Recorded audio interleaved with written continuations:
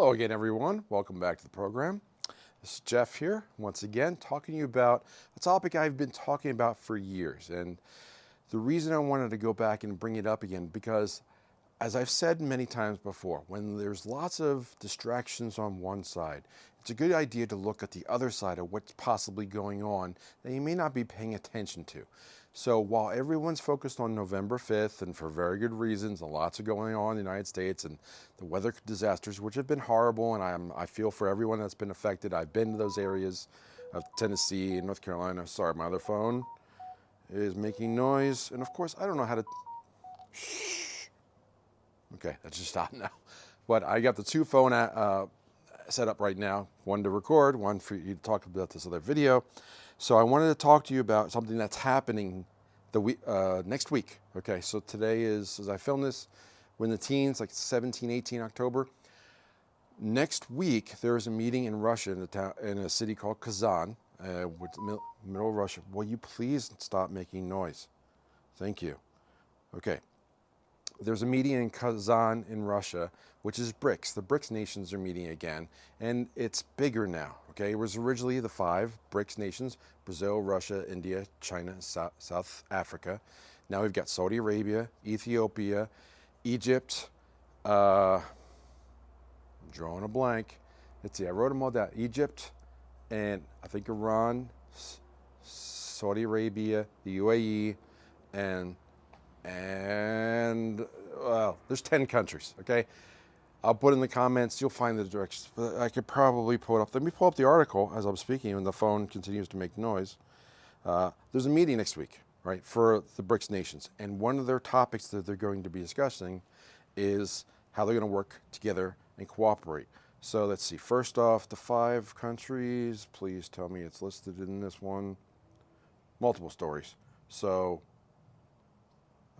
Egypt, Iran, the UAE, Saudi Arabia, and Ethiopia joined the original 5 I mentioned, the BRICS: Brazil, Russia, India, China, South Africa. All 10 of those countries are part of the emerging financial markets. They used to be considered third world. Now they're emerging. They're gathering up gold. They're stacking up. They're stacking up resources, and they're developing nations.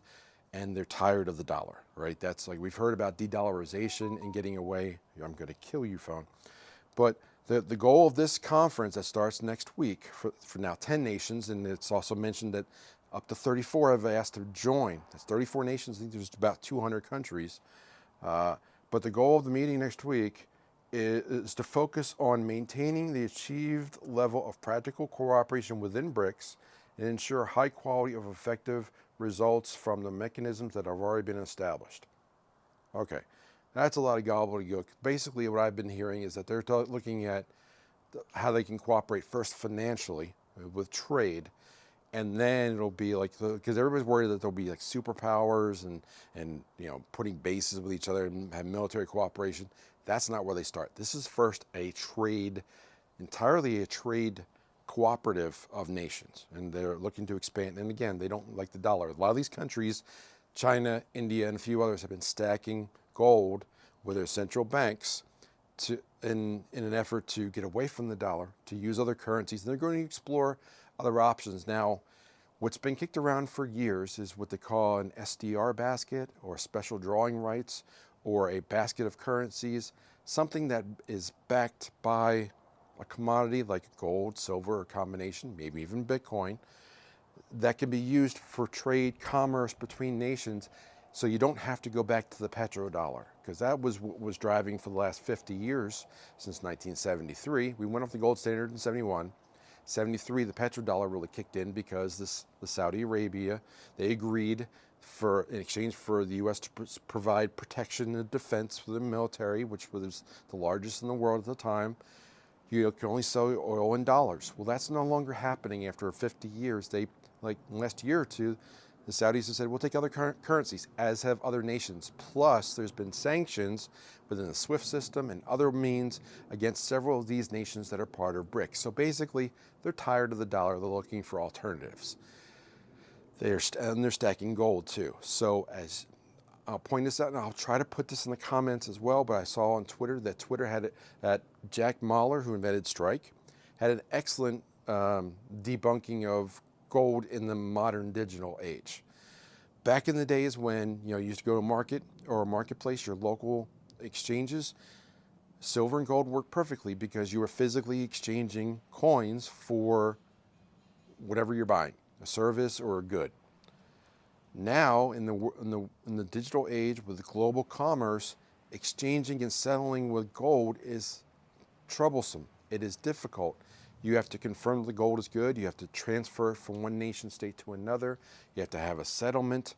That's what originally what the Bank of International Settlements was for, to meet once a quarter and say, okay, you guys have been keeping ledgers and keeping your bar tabs of who owes what gold.